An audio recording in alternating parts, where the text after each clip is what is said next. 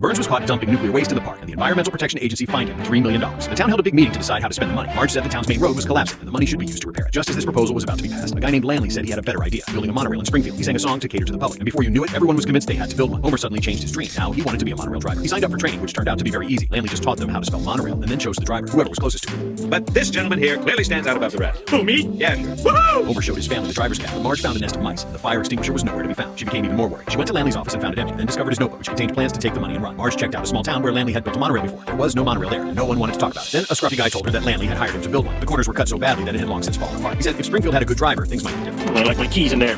Get a ride. Back in Springfield, the monorail's first run was a big event, with many celebrities in attendance. Lanley slipped away when no one was looking. By the time Marge returned with an engineer, the train was already moving. As it approached the station, the brakes failed, and the train kept accelerating. Marge heard Homer's voice on the radio, and the engineer told him he needed something like an anchor to slow it down. Think harder, Homer. Homer suddenly remembered there was an old cowboy on the train. He grabbed the man's rope, tore the big M sign from the side of the train to make an anchor, and threw it out the window. It cut through everything